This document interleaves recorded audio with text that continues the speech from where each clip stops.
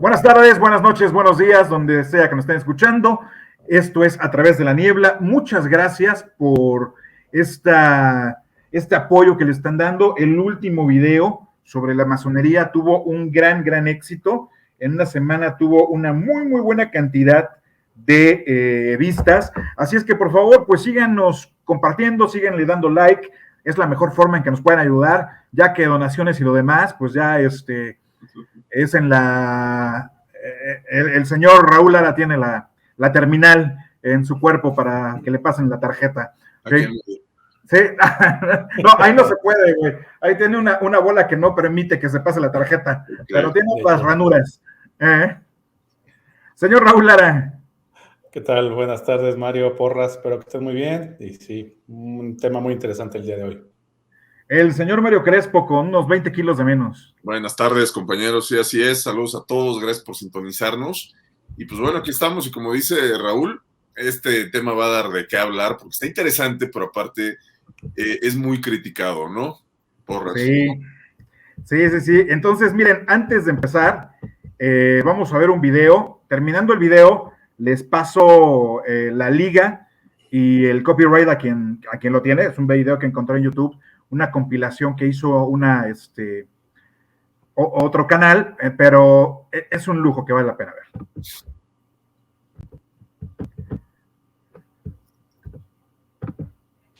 Quiero que va a poner su billete en su oreja y vamos a oír hablar a los billetes. No se rían, el reino de Dios es sobrenatural. Ahora quiero que guarde mucho silencio porque habla muy suavecito. Si hay gente hablando, riéndose, ya no va a oír, usted tiene que oír.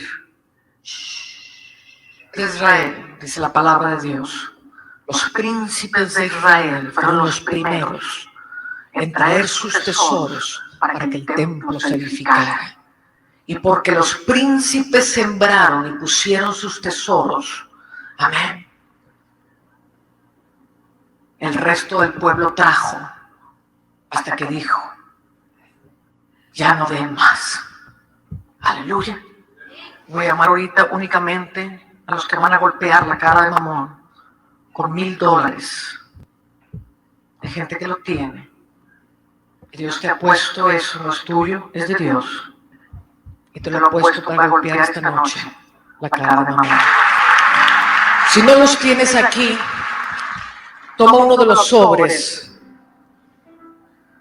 ¿Tenemos aceite? Neri, ¿tenemos aceite? ¿Alguien tiene aceite? Rápido, pásame los sobres. Dame su sobre, mi amor. Hermanitos que trajeron los primeros. Toma un sobre también. Los que trajeron primero los $1,000. ¿Dónde están?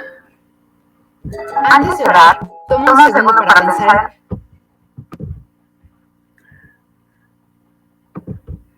Bueno, pues, ¿qué más les puedo decir? Ahí está claramente lo que vamos a hablar hoy. No vamos a hablar de pastores solamente, vamos a hablar de toda una corriente religiosa que se llama Evangelio de la Prosperidad. Y para eso tenemos a nuestro asesor cristiano de preferencia, el señor Raúl Lara. ¿Qué te ríes, Mario? Te estás riendo de la pastora, ¿verdad? Ok, bueno, miren, les preparé algo porque sí es un tema muy interesante y pues, para que no digan que nomás estamos criticando por criticar y para entender el Evangelio de la Prosperidad tenemos que hablar de Phineas Quimby, quien fue un filósofo y curandero estadounidense conocido por su teoría de curación mental llamada el Nuevo Pensamiento. El Nuevo Pensamiento es un movimiento filosófico que surgió en el siglo XIX en Estados Unidos y en sus inicios fue conocido como ciencia mental y años más tarde recibiría el nombre de Nuevo Pensamiento. El Nuevo Pensamiento es una filosofía que proclama la posibilidad de una experiencia directa con la fuente, sin necesidad de intermediarios. El mensaje central del Nuevo Pensamiento es que el pensamiento de cada persona da origen a sus experiencias y a su visión del mundo. Por este motivo, el Nuevo Pensamiento pone un gran énfasis en la actitud mental positiva, la meditación y los ejercicios de afirmaciones. En otras palabras, decía que la inteligencia superior o fuerza divina estaba presente en todas partes y que los seres humanos poseen una naturaleza divina, que pueden utilizar su mente para alterar la realidad física y que al pensar correctamente podrían liberarse de la enfermedad y la pobreza. Posteriormente, de acuerdo a la historiadora Kate Bowler, el Evangelio de la Prosperidad se formó a través de 3 ideologías: el pentecostalismo, el nuevo pensamiento y un evangelio americano de pragmatismo, individualismo y ascenso. Este evangelio americano fue mejor ejemplificado en el Evangelio de la Riqueza de Andrew Carnegie y el famoso sermón de Russell Conwell, Acres de Diamantes, en el que Conwell equiparó la pobreza con el pecado y afirmó que cualquiera podía llegar a ser rico a través del trabajo duro. Y hasta ahí llegó mi investigación antropológica a respecto de estos 2 güeyes, ¿no? Vamos con los que siguen. Por estos tiempos se le atribuye a E.W. Kenyon, un ministro bautista y adherente del movimiento de la vida superior, la introducción de las enseñanzas sobre el poder de la mente y el pentecostalismo temprano. En la década de 1890, Kenyon asistió a la Universidad de Oratoria de Emerson, donde fue expuesto al movimiento del Nuevo Pensamiento. Kenyon se relacionó más tarde con conocidos líderes pentecostales y escribió sobre la revelación sobrenatural y las declaraciones positivas. Sus escritos influenciaron a los líderes del naciente movimiento de prosperidad durante el resurgimiento de la curación en América después de la guerra. Pero Kenyon y los posteriores líderes del movimiento de prosperidad han negado que fuera influenciado por el nuevo pensamiento. Kenyon enseñó que la expiación sustitutiva de Cristo aseguraba a los creyentes el derecho a la curación divina. Esto se lograba a través de un discurso positivo y lleno de fe. La palabra hablada de Dios permitía a los creyentes apropiarse del mismo poder espiritual que Dios usó para crear el mundo y alcanzar las provisiones prometidas en la muerte y resurrección de Cristo. Se entendía que la oración era un acto legal vinculante. En lugar de pedir, Kenyon enseñó a los creyentes a exigir la curación, ya que ellos tenían el derecho legal de recibirla. Cuando Kenyon murió en 1948, su legado fue continuado por Kenneth Hagin, un predicador entusiasta hambriento de lo sobrenatural. Hagin, a la postre, sería conocido como el padre del Evangelio de la Prosperidad. Se encargó de popularizar la obra de Kenyon, incluso plagiando gran parte de sus escritos en sus propios libros. Hagin creía que la voluntad de Dios es que cualquier creyente siempre sea sanado de cualquier enfermedad, ya que esta sanidad había sido incluida en la redención. Decía que si la redención está disponible a todos, entonces la sanidad también. Pero hay que decir que, aunque Hagin enseñaba esto muy efusivamente y sin falla en todos sus sermones, él mismo tuvo varias crisis cardiovasculares al mismo tiempo que estaba predicando en el púlpito.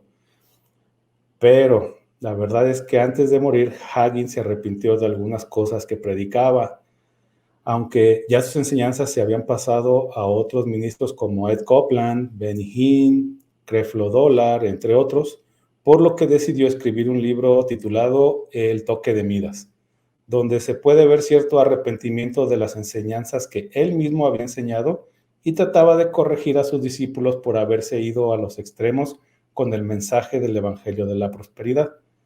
Algunas cosas que encontramos en el libro son las siguientes. La prosperidad financiera no es una señal de la bendición de Dios, ya que decía que si la riqueza por sí sola fuese señal de espiritualidad, entonces los narcotraficantes y capos del crimen serían gigantes espirituales, por lo que la abundancia material no necesariamente tiene que ver con las bendiciones de Dios. La gente nunca debe dar para obtener. Hagin fue crítico con aquellas personas que quieren convertir la charola de las ofrendas en una máquina tragamonedas. Denunció a aquellos que relacionan el dar con el obtener, como en los casos de la gente que da autos para obtener autos nuevos, o que dan dinero para recibir más dinero. Escribió que no hay una fórmula espiritual para sembrar un Ford y cosechar un Mercedes. No es bíblico nombrar las semillas en una ofrenda. Hagin veía con horror esta práctica popularizada en las conferencias de fe en los años 80, donde los predicadores les decían a los donantes que cuando ellos dieran una ofrenda, debían reclamar un beneficio específico para recibir una bendición de vuelta. Hagin decía a este respecto: no estoy seguro de que nombrar tus semillas sea necesariamente escritural. No puedo encontrar ningún versículo que apoye específicamente la práctica. Quizás para algunas personas es una manera de ser específicos acerca de lo que creen para Dios. Es bueno ser específico con nuestra fe, pero también creo que es importante no tratar de restringir los beneficios de una oferta particular a un resultado específico. Y continúa: personalmente no nombro mi semilla diciendo que estoy dando mi ofrenda para cosechar tal y tal cosa. Solo creo que Dios suplirá todas mis necesidades. Los predicadores que reclaman tener la unción de rompimiento de deudas no deben ser de confianza. Hagin estaba perplejo sobre los ministros que prometían la cancelación sobrenatural de las deudas de aquellas personas que daban ciertas ofrendas. A ver, Raúl, sí. Explícame, hay un rompimiento de deudas. ¿Qué es como ministerio? ¿Qué? No, es tal cual así, lo mismo, güey. Es tu deuda, yo sé que tú tienes una deuda y casi siempre se ponen muy efusivos de, es que Dios va a cancelar tu deuda si tú le das ahorita, como esta señora, ¿no? $1,000. Que ves que decía, vamos a agarrar a madrazos a mamón y es eso, güey. O sea, tú dabas y ya con eso él te decía, tus deudas se van a ir y poco a poco las vas a ir cancelando. De hecho, este libro del toque de Midas va explicando muy bien, vamos a decirle su camino de cómo se fue dando cuenta de que la andaba regando, que para los que lo quieran leer, pues adelante, ¿no? Yo la verdad sí tengo nomás media hora para perder el tiempo diario, entonces pues no pude terminarlo, la verdad. Pero sí tiene cosas así interesantes. De hecho, casi todo esto lo saqué del libro, güey, de lo que él venía diciendo. Y eso es curioso, ¿no? Porque como que se combina un poquito de metafísica, digo, al estilo de metafísica de Connie Méndez, de que hay que decretar, hay que repetir, y por otro lado, combina el evangelio, muy al estilo de, ¿sabes qué es curioso? Que la iglesia cristiana que surge durante el protestantismo, que surge en la Reforma, y la Reforma es una crítica al abuso que hace la Iglesia Católica de la venta del perdón, de la venta de los dones religiosos, propiamente lo que se conoce como el pecado de la simonía, termina tarde o temprano retomando, ¿no?, este rollo de empezar a vender, y pues propiamente, igual que hicieron los españoles aquí en México, ¿no?, cambiarte espejitos por oro. Sí. Y de hecho, normalmente en esto, si te pones a ver, incluso los mismos cristianos dentro de las denominaciones cristianas critican mucho este tipo de doctrinas o este tipo de iglesias. Casi siempre son las mega iglesias las que son así, ¿no? Se entiende porque, imagínate, güey, si tienes una iglesia, o sea, una mega iglesia es una iglesia que tiene por lo menos 2,000 asistentes a la semana, por lo menos. Pero hay iglesias, güey, que tienen, o sea, hay una de Corea, que es la más grande del mundo, que tiene, creo, 300,000 a la semana, una mamada así, güey, que dice, o sea, lo que hacen ahí es que rentan edificios y les están pasando el sermón por pantallas, porque pues no caben en la iglesia, güey. Acá en Puebla hubo una época en la que ¿se acuerdan de los cines del Paseo Bravo? Sí. Los cinemas gemelos del Paseo Bravo, ahí en la 13 Oriente, se convirtieron en la iglesia pues era como que de Pare la de sábana sufrir, ¿no? santa. ¿Dónde? O sea, pare de Pues, sufrir. Era de pare de sufrir, pero sí ponían, o sea, extendían una mega sábana por toda la gente y ya la habían hecho, ¿no? Todos esos que habían sido tocados por la sábana, ya la habían librado. Mario. Sí, de hecho, mira, es muy típico esto de la parafernalia en las iglesias de la prosperidad, como las denomina Raúl. Yo creo que es lo más destacable, porque obviamente usan, de entrada, fíjate cuándo tuvieron sus mejores años, sus años dorados. Nacen en los 70s y en los 80s, que de por sí todo era exceso de los lados buenos, exceso de los lados malos. Y esto de grandes pancartas y edificios enormes y 300,000 en una feligreses en una semana en una iglesia, viene de ahí, de esta misma época de que todo era show, de que todo era, vamos a hacerlo grande, llamativo, colores, música, gritos, teatro, porque pues no me vas a decir que esas sanaciones así en la cabeza y de pronto un güey que llevaba 35 años sin caminar porque había estado en la guerra de Corea, de pronto se para y se pone a dar brincos, ¿no? Dices, no mames. Esto es el principal punto que yo veo, antropológico, pero también un punto semiótico que podemos extraer de este tipo de movimientos. Personajes como Jimmy Swaggart, no sé si lo conocen o leyeron sobre él. Jimmy Swaggart fue uno de los íconos de este tipo de estos teleevangelistas que le llamaban. Era un tipo estilo, unos dicen que el Führer y otros más mexicanizado, a lo mejor un Raúl Velasco, porque se rodeaba con los grandes, las estrellas, pero también tenía una oratoria que te envolvía, cabrón. O sea, si tú tenías tantita necesidad de lo que fuera, este güey te la encontraba y de ahí se agarraba. Entonces te envolvía y ya eras de él. Y todo lo que tenías eras de él. Este cuate fue de los que cayó en desgracia porque, pues obviamente, pues creo que es ese, ¿no? Que acabas de subir. Ahí está Jimmy Swaggart, creo que es un estadio, güey. O sea, Sí, no, entiéndeme que este era el Luis Miguel de los televangelistas, ¿no? Este cuate cayó en desgracia por sus excesos, pero ya en el lado gacho, porque este güey se volvió violador y pederasta, o sea, llegó a este tipo de cosas, ¿no? Mira, hago un pequeño paréntesis y creo que lo voy a hacer con todo el respeto, digo. Tenemos en cuenta que lo que hacemos aquí es comentar, ¿sí? Yo voy a comentar lo que leo y lo que conozco, ¿no? Me trae mucho lo que estás comentando a la Iglesia de la Luz del Mundo, ¿no? Exacto, para allá iba, allá iba. Bueno, sí, entonces te dejo que sigas, porque mira ese grupo de gente en Managua, Nicaragua, ¿sí? Mira cuánta gente juntó el Señor, Sí. ¿sí? Muy al estilo, como decías, del glam rock de los 80s, ¿no? Muy al estilo, es la versión cristiana de Kiss, güey. Sí. Totalmente. Pero es que volvemos a lo mismo. Situémonos en tiempo y en espacio. Estados Unidos, finales de los 70, principios de los 80, ¿sale?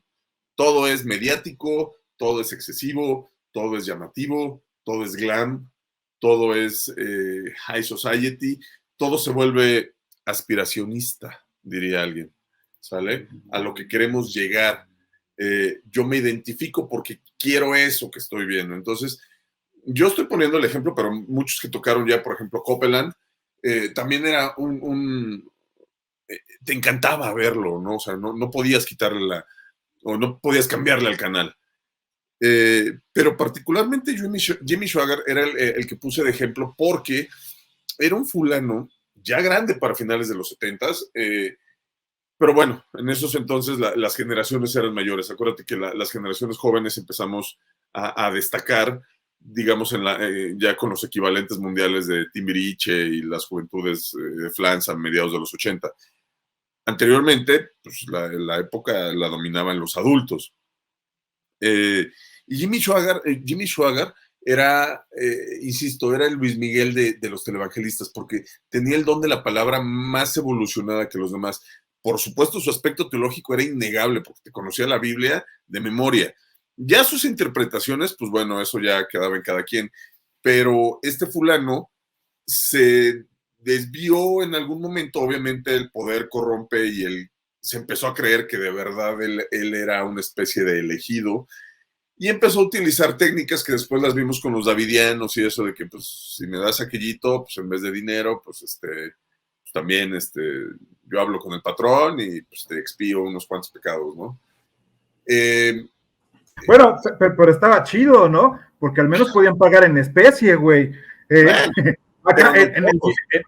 En el video que viste de Pastor eran $1,000 de jalón. Pero no todos. Imagínate en ese entonces que Raúl era bien creyente, llegaba y le decía, no tengo lana, pero te doy aquellito, que le hubiera contestado, lo hubiera dicho, no, papá. Pues rayaba. Yo iba a una iglesia bautista y en las iglesias bautistas no hacían ese tipo de cosas. Sí. No, quién sabe, yo creo que Raúl sí pagó por su raya. Obrador no es corrupto, güey. Ahí vas, no podías gritar. Luego, estábamos hablando de iglesias y luego sacas. A ver, fanatismo es fanatismo, papá. Sí, religioso, político, de soccer.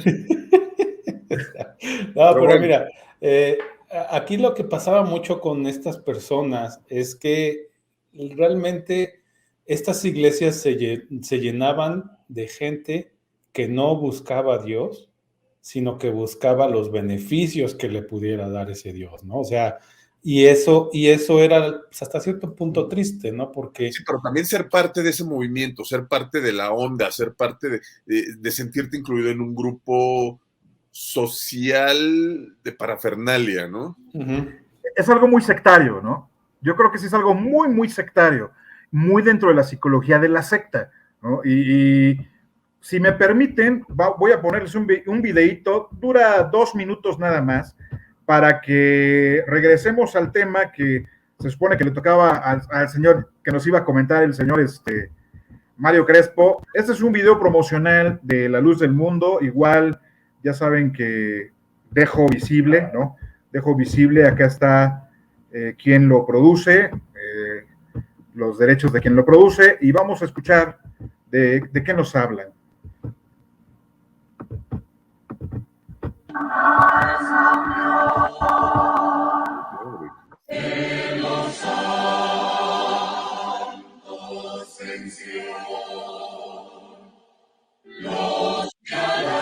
Somos entonces iglesia del Señor, el pueblo de Dios. Estamos en el hueco de su mano. Dios nos ha guardado. Sus misericordias son nuevas cada día. No necesitamos a una figura materna, no necesitamos una figura de un niño, no necesitamos una figura de un animal o de un astro. Dios es eterno, Dios es espíritu y Dios es misericordioso. Hay gratitud, hermanos, en nuestro corazón, pero también conocemos quién es Dios y por eso le alabamos y le adoramos y glorificamos su nombre desde ahora y para siempre.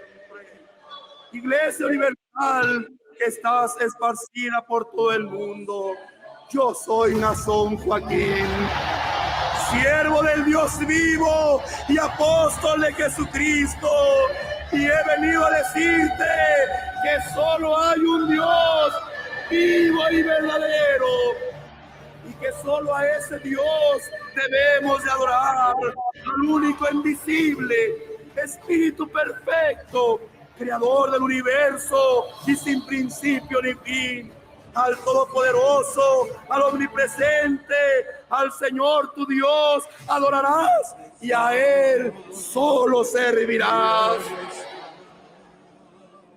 Ahora comprendemos y repetimos aquellas palabras y le decimos al mundo: vosotros adoráis lo que no sabéis, nosotros adoramos lo que sí sabemos y lo que sabemos. ¿Sabes a quién adoras? Ya me dieron ganas de irme a meter a La Luz del Mundo. Deberías, pecador, deberías. No, pero fíjate, este tipo de iglesias es demasiado conservador hasta cierto punto, porque bueno, si te pones a ver cómo estaban ahora sí que pues en la iglesia esta donde estaban, a la mitad había como una especie de división, porque del lado izquierdo, o sea, entrando del lado izquierdo se sientan todos los hombres y del lado derecho se sientan las mujeres, o sea, no se sientan juntos, güey. Aparte, dicen que allá en Guadalajara, donde está esta iglesia de la Luz del Mundo, que es una especie de mini Vaticano, güey, que es casi ellos mismos rulean todo esto, güey. O sea, ya tienen un poder muy, muy, muy cabrón estos güeyes, ¿no? Que sí, pues también por eso te das cuenta, ¿no? Porque las iglesias que tienen, y que la otra es que aparte de las ofrendas que dan, pues tienen mano de obra gratis, ¿no? Porque es la misma gente la que construye por fe. A mí lo que me sorprende, digo, el movimiento fue fundado en 1926 por un ex militar de la Revolución Mexicana, ¿no?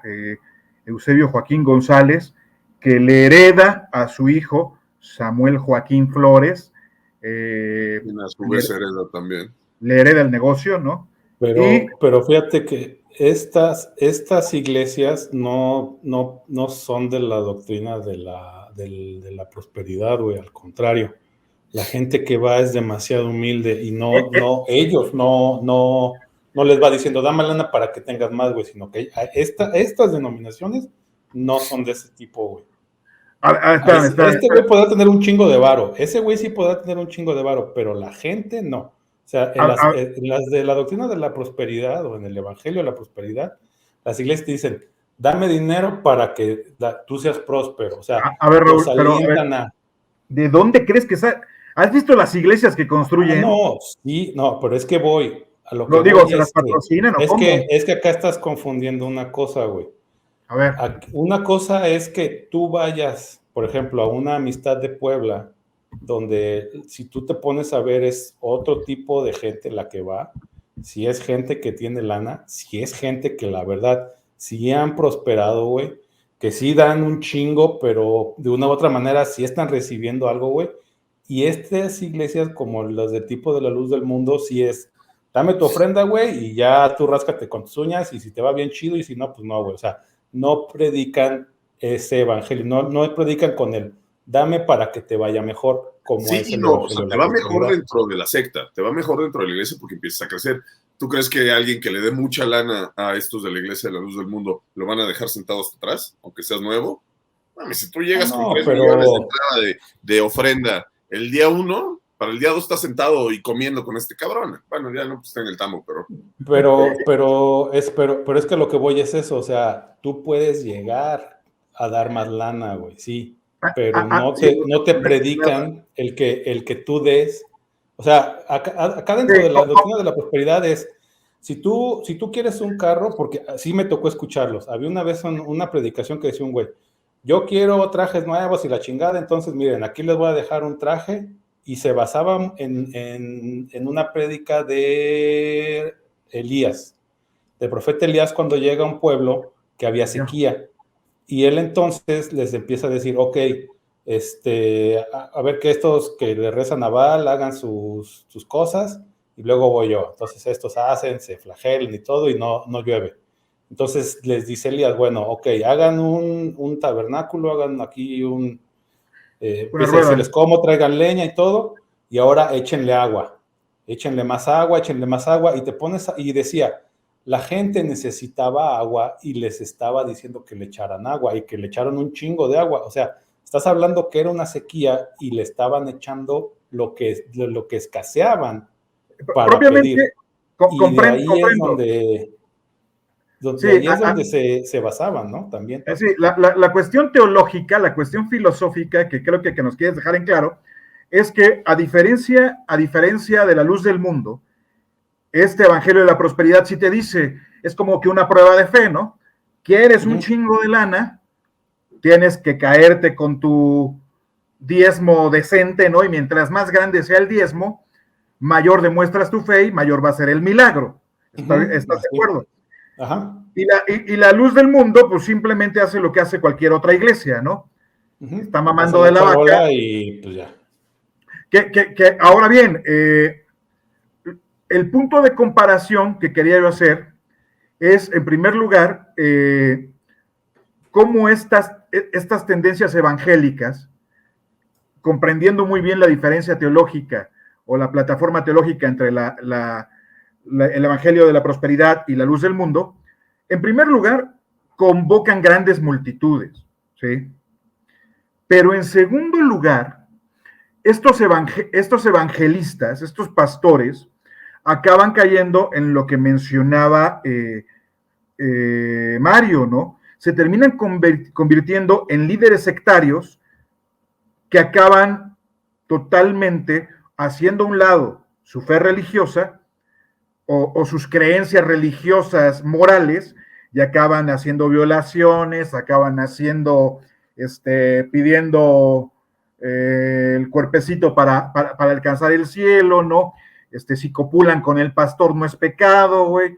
Me recuerda mucho, no sé si se acuerdan, la película que está basada en un cuento de Juan Rulfo, se llamó acá, creo que El Jardín de las Vírgenes, que está basado en el libro de un cuentito de Juan Rulfo, del niño Fidencio, ¿sí? Más o menos, estamos tomando esto, y es eso, ¿no? El predicador que llega a abusar de la fe, que llega a abusar de la pobreza, tanto cultural como económica, ¿no?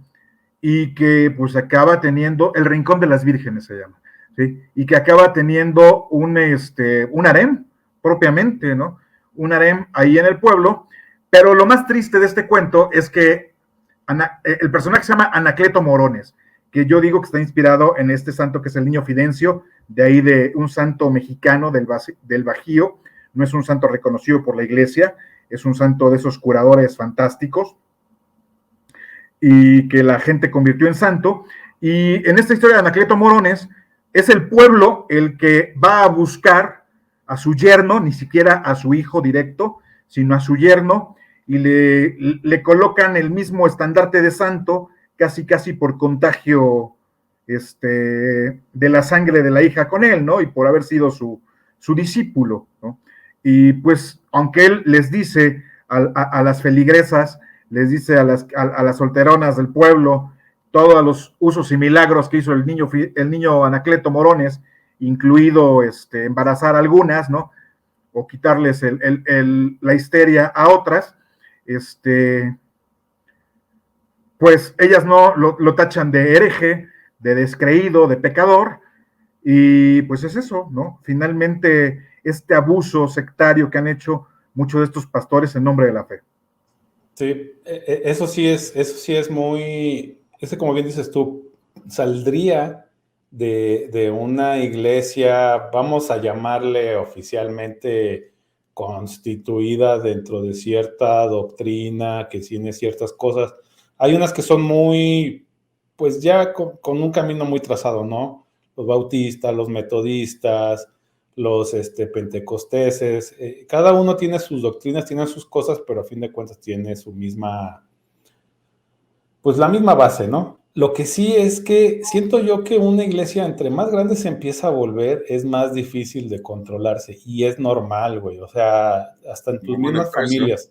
Sí, güey, o sea, sí van a tener mayores ingresos, y por eso es que son tan enormes y tanta gente, y vas a encontrarte de todos los estratos sociales, pero pues también es más fácil que se les salga de las manos a los pastores porque son hombres, ¿no? Son humanos, y es muy común regarla como persona, ¿no? Entonces... Pero fíjate, yo fui muy crítico cuando empezó la pandemia de todos esta bola de, ¿cómo te diré? Charlatanes, porque no los bajo de eso.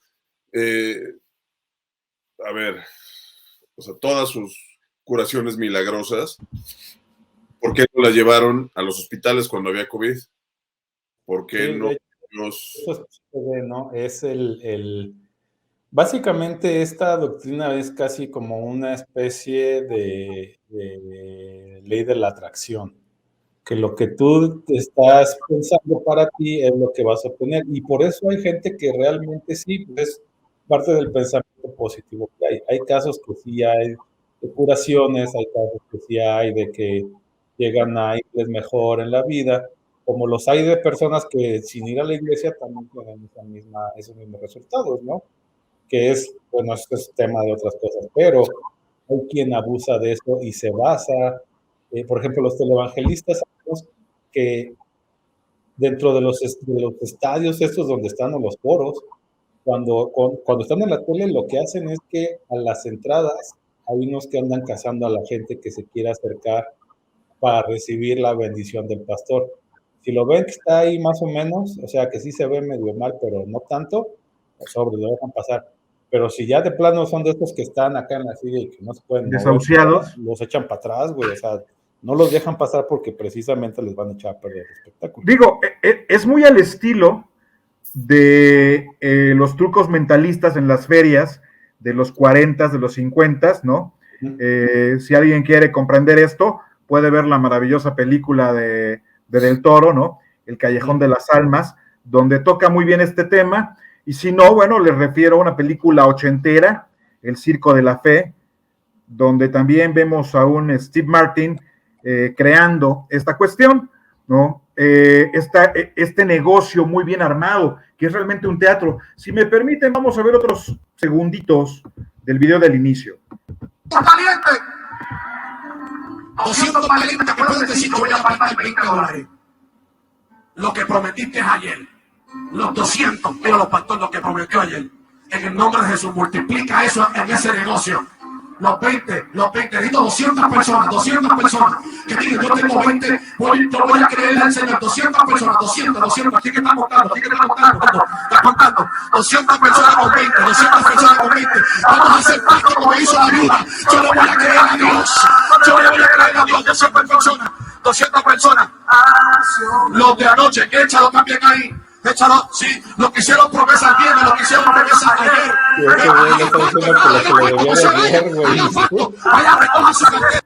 Y es que sabes que está chido porque, o sea, este güey se hace de $4,000. Déjalo, güey. No, pero deja eso. Que también la gente se va con la conciencia de decir, mames, fueron 20, yo di $20. O sea, a nivel personal no te quitan mucho, lo hacen masivo y claro. Llega a eso. Pero fíjate, lo mismo, la dialéctica, te hablan como de más bien te envuelven con temas, incluso ahorita sonaba como feria, como estos güeyes que te venden los árabes, pero yo no te voy a dar un juego de vasos, no sé qué, ya, anímate, no sé qué, y ahí van metiendo, y todo este parloteo hace que te envuelvan. Y bueno, los reyes de esto, los mismísimos Jimmy y Tammy Baker, ¿no? ¿Sí? Esta pareja que de entrada pues era el matrimonio perfecto, y más para la sociedad gringa, o sea, para la sociedad protestante gringa. Entonces, ahí los tienes, o sea, estos fueron los primeros en comprarse su avión privado porque así se los había ordenado Dios. Entonces, ay, cabrón, o sea, estás hablando, este güey estaba juntando $4,000. Pero también está muy cagado cuando le preguntan, no sé si es el mismo, pero le decían a uno que igual tenía que por qué viajaba en jet privado y no viajaba en comercial, le decía, no, es que si viajo en jet privado, si viajo en comercial, perdería mucho tiempo, casi como bendiciendo a la gente, ¿no? Sí, disminuiría su chance de trabajar, ¿no? De hacer la obra de Dios viajando en Pero ¿sabes qué es lo más bueno, no voy a decir triste, sino interesante de ver? Que muchas veces están ellos mismos predicando y están cuando dicen eso de que es que Dios dijo que me comprara un avión y toda la gente va a estar así de sí, y entonces ¿quién quiere ayudarme a que me compre mi avión? Y la gente va y le da la lana, güey, o sea, pues ahí no les está mintiendo, güey, no está siendo ni hipócrita, no está ni engañando, no nada, güey, o sea, literal les está diciendo lo que va a hacer con el varo y quién quiere cooperarle, ¿no? Así es. Pero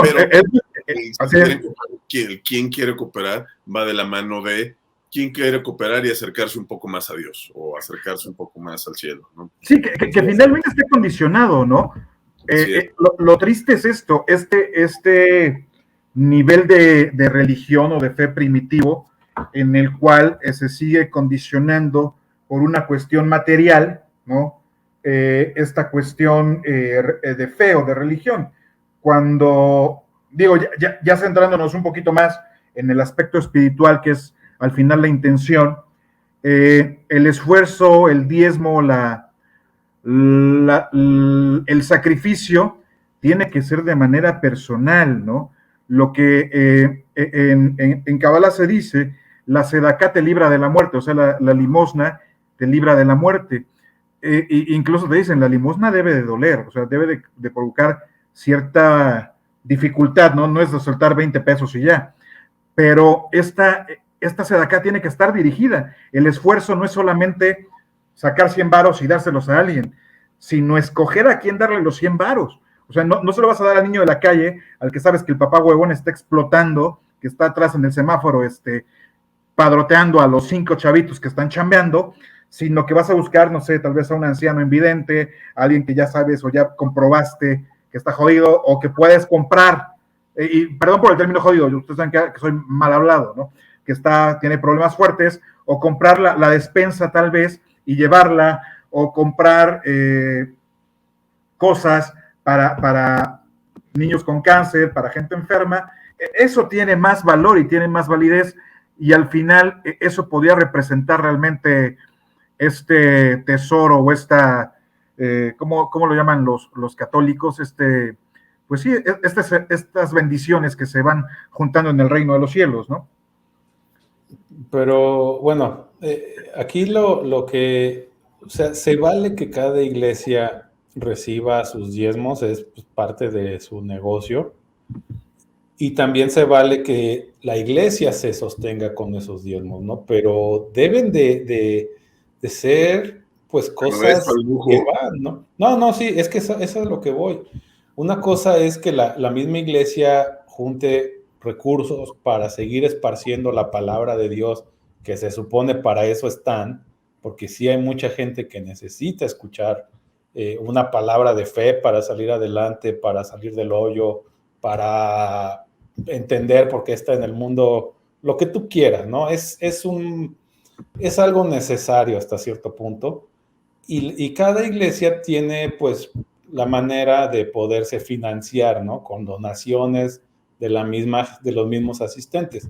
Pero ya cuando se llegan a recibir ese tipo, o que estés ya queriendo más, que se meta la codicia, que se meta pues sí, o sea, pues la necesidad de comprarte cosas que no van, ahí es donde ya no está correcto. Sí, o sea, ya a mi punto de ver, ya están perdiendo el rumbo de una iglesia como debería ser. Pero a ver, la iglesia católica lo hace igualito, sin tanta parafernalia. Pues sí. Lo que pasa es que tiene más gente, güey, ¿no? Sí, tiene más gente y muchos más años, ¿no? Sí, porque claro, de hecho, de la experiencia, güey. Sí, o sea, tiene su propio banco, imagínate, todo lo que les cae sin impuestos, los intereses que ellos mismos no se van pagando. Sí, claro, ellos lo inventaron, ¿no? Ellos lo inventaron. Sí. Los pastores más ridículos del mundo y sus milagros. No más de eso, cabrón. Seas mamón. Tenemos a un resucitado, por supuesto que sí. Lee la descripción. Los 8 pastores más ridículos del mundo y sus milagros falsos. Entre paréntesis, el de México es el peor, madre santa. O sea, aquí estamos viendo a uno que resucitaron. O sea, estaba así es. Y lo resucitaron. Y Lázaro es negro, güey, fíjate, mira. Sí. Y lo dejaron como los de los zombies, los de... Pastor Goku. Ya, ese es el que ese ya escucha como que con el airecito, ¿no? Sí. Que le daría mi dinero. Es el Benny Hinn, ¿no? Es Benny Hinn, exactamente. Esa era la característica de Benny Hinn, era su estilo de curación mágica, ¿no? Miren, con la Genkidama, ahí, la aplicó, ahí va. Pero aquí si te pones a ver el tamaño del teatro donde están, ¿no? O sea, sí son eventos masivos los que están generando. Sí, estás hablando que es una histeria colectiva, o no sé cómo llamarle, pero, o sea, de que sí es. Bueno, esto es un clásico, ¿no? Pasado de chorizo. Este es un clásico. Estos pastores que acaban casándose con menores de edad porque su pureza religiosa impide que se casen con mujeres más grandes que ya están todas sucias y pervertidas. Y entonces... Sí, Mario. Se nos está olvidando el evangelista, sí, católico, pero que cae dentro de todo esto, el mismísimo Marcial Maciel. Porque si te das cuenta, recaudó una cantidad estúpida de dinero y vendía los favores, totalmente. No, y vendía otras cosas, güey. No. Esas, o sea... Pero bueno, aquí dentro regresando un poco al tema del Evangelio de la Prosperidad, como les decía, lo interesante de aquí es que hasta cierto punto ha prosperado porque hay N cantidad de versículos. O sea, si tú te puedes a buscar en la Biblia, va a haber versículos que sí te van a decir que le des a Dios y que Él te va a prosperar, como lo vimos con Abraham, que era millonario, ¿no? Porque recibió la bendición de Dios. Y también creo que es en Malaquías, ahí habla así como que tienes que dar para que Dios te bendiga, o sea, muy así, ¿no? Pero también si te pones por el otro lado, hay N cantidad de versículos que pues, no soportan esta idea, o sea, que es... Lo que pasa es que yo creo que precisamente el problema es esta cuestión de hermenéutica, la forma en que se ha interpretado la Biblia, donde cada quien ha tomado el segmento que más le conviene, y digo, perdón, pero yo me he echado broncas muy fuertes con pastores por esta cuestión de interpretar a Isaías, ¿no? Y su llegada del Mesías muy a su conveniencia, ¿no? Cuando al segmentar el libro de Isaías en un párrafo o en dos, ya dijiste olvidaste que el Mesías tenía que ser un príncipe de la paz, básicamente, ¿no? Con una transformación genérica del mundo. Y entonces, más que una persona, es un estado emocional, psicológico y físico del mundo. O esta interpretación tan chaqueta que hacen a veces del libro de Daniel, que Daniel está hablando de la situación que está viviendo, ¿sí? Está hablando de este cautiverio en Egipto y está previniendo y hablando del futuro inmediato, de forma simbólica, porque se lo podía cargar la chingada, ¿no? Digo, al estilo de los reporteros en el 68, ¿no? En plena dictadura de los priistas, güey. ¿Sí? Entonces, porque hay libertad, güey, aunque te duela aceptarlo, hay libertad para expresarse. No, sí, el pedo es que sí, o sea, sí, hay libertad, pero también hay represalias, güey. O sea, de que hay libertad. Loret de Mola no cuenta, cabrón.